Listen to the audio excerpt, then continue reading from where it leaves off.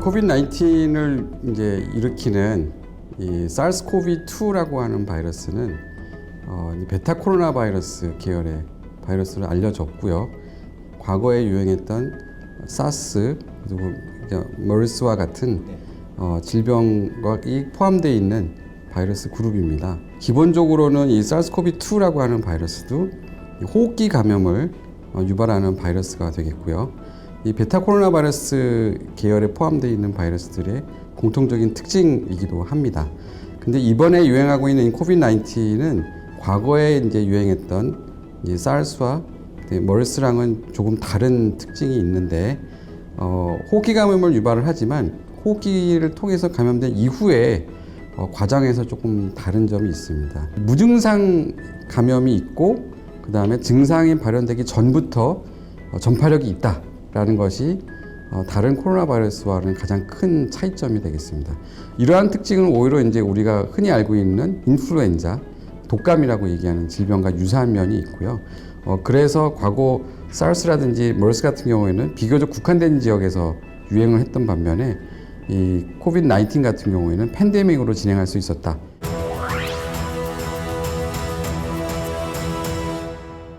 기본적으로 이 SARS-CoV-2라고 하는 바이러스가 그러니까 ACE2라고 하는 이 수용체를 사용해서 세포 안으로 들어가게 되고 당연히 ACE2라고 하는 수용체를 많이 가지고 있는 세포에 이 바이러스가 들어가면서 해당 부위에서의 관련된 임상 증상들이 나타납니다. 그래서 이 ACE2라고 하는 수용체가 이 상기도 세포에도 많이 분포하고 폐렴을 유발하려면 하기도에도 있어야 되는데 하기도에도 분포를 하고 우리 장세포에도 분포를 하기 때문에 이 SARS-CoV-2 바이러스에서 감염이 되면 당연히 호흡기 증상, 발열뿐만이 아니라 마른 기침과 같은 호흡기 증상도 있고 또 하나의 특징 중에 하나가 한 25% 정도의 환자에서 그 냄새를 못 맡는 증상이 나타나는데 이런 증상들 혹은 일부 한 3% 정도의 환자에서 설사가 나타나는데 이런 임상 증상들이 결국은 요 ACE2라고 하는 수용체를 갖고 있는 세포들이 분포하는 장기의 바이러스가 침투가 돼서 증상이 나타난다 이렇게 말씀드릴 수가 있겠습니다.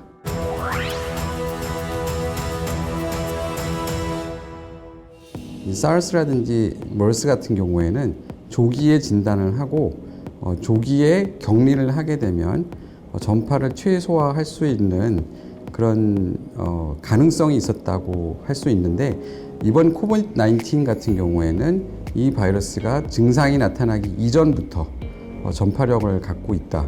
그래서 우리가 증상이 생겨서 진단되는 시점에서는 이미 이 환자가 여러 명한테 전파를 시켰다고 하는 큰 차이점이 하나가 있게 됩니다.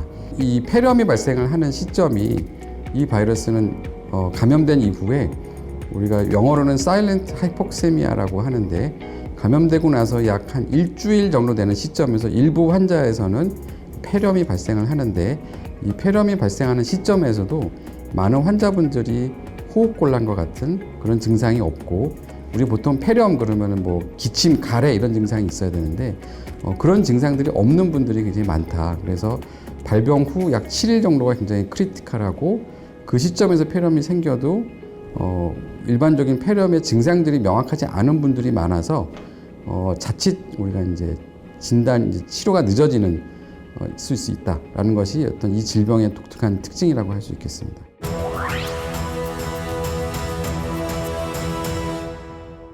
대규모로 환자가 이제 발생했을 때 특히 이제 그 분류가 굉장히 중요하고 그 환자의 분류라는 것은 결국은 의료 자원을 적절히 활용하기 위한 목적이 가장 크다고 할 수 있겠습니다. 그래서 이제 그 분류를 위해서 우리나라에서 사용했던 것이 일종의 임상적인 지표들을 몇 가지로 점수화한 일종의 이제 스코어링 시스템들을 많이 활용을 했습니다. 스코어링 시스템이라는 것은 이제 이번에 새로 나온 건 아니고요.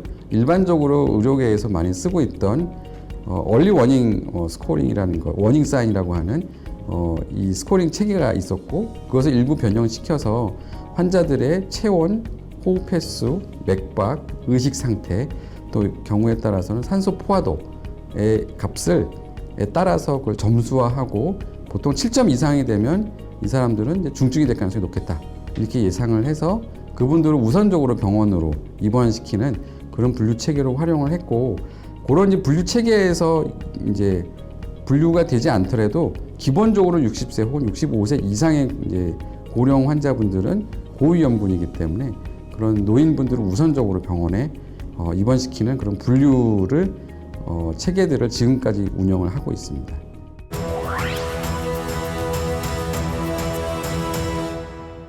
일반적으로 지금 이 코비드-19의 치료제는 효과적인 게 크게 알려진 게 없습니다. 이제 렘데시비어라고 하는 항바이러스제만이 일부 효과가 있다. 최근에 이제 언론에 이제 뭐 덱사메타존이라고 하는 스테로이드가 일부 도움이 될 수 있다. 이제 이런 연구 결과들이 지금 막 나오고 있는데요. 일반적으로 이제 그런 약물들은 앞에서 말씀드린 대로 뭐 폐렴이 발생한 혹은 폐렴이 발생할 것으로 예상이 되는 중등도 내지는 중증 환자에서 투약이 되고 있습니다. 일반적으로 항바이러스제는 감염 초기에 가능한 한 빨리 쓰는 것을 추천을 하는 경우가 많은데 지금 현재 상황에서는 환자가 나빠지는 시점에서 우리가 약물 치료가 시작이 되는 경우들이 많아서 그런 항바이러스의 효과는 거의 대부분 없는 걸로 나오고 있고 환자는 나빠지는 상황에서는 이제 염증을 줄이기 위한 치료 약물들, 뭐 스테로이드라든지 이제 이런 약물들이 이제 시도가 되고는 있습니다. 결국은 연구 개발이고요. 그다음에 저희가 지금 저희 기관에서 우리나라 같은 경우는 저희 기관에서 그래도 이제 가장 많은 임상을 해본 게 회복기 혈청이라고 하는 것을 활용을 이제 했었죠. 회복기 혈청이라는 것은 약이라기보다는 여러 가지가 포함되어 있는 그런 치료제이기 때문에 지금과 같이 이제 치료제가 없는 상황에서 일종의 어떤 교두보 역할을 하는 거죠. 그 빈틈을 좀 메워주는 방법으로 저희가 활용을 하고 있고 결국은 이 바이러스를 정말 잘 죽일 수 있는 새로운 항바이러스제 혹은 이미 폐렴이 심각해졌을 때 효과적으로 폐 염증을 줄여주면서 바이러스가 증식하지 않게끔 하는 그런 효능을 보이고 있는 어떤 항염증 치료제 그리고 그런 두 가지 약물의 어떤 조합이 적절히 이루어져서 환자를 회복시킬 수 있는 그런 이제 치료법들이 연구를 통해서 이제 나와야 될 상황이고요.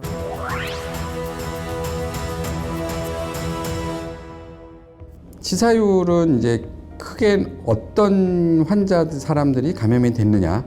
우리가 이미 알고 있듯이 이 코비드-19의 가장 고위험군은 60세 이상의 고령자들입니다. 그래서 얼마나 많은 노인이 감염이 됐느냐에 따라서 치사율이 달리 나올 수 있겠고 대규모로 환자가 발생했을 때는 결국은 의료 자원의 분배가 굉장히 중요하게 됩니다. 병원이라는 데가 한정적이고 그 병원의 모든 코비드-19 환자만 입원할 수는 없기 때문에 폐렴이라든지 치료를 받아야 되는 분들이 신속하게 진단이 되고 꼭 입원이 필요한 사람들이 병원으로 입원해야 되는 어떤 그런 의료 자원의 적절한 배분이 중요한데 최대한 이 사람들이 격리될 수 있는 시설을 확보하고 적절한 분류 체계를 활용해서 중증으로 예행되는 분들을 조기에 찾아내고 그분들은 병원에서 적극적인 어떤 대증적인 치료죠. 뭐 수액도 맞고 항생제도 맞고 이런 대증적인 치료들을 받을 수 있게끔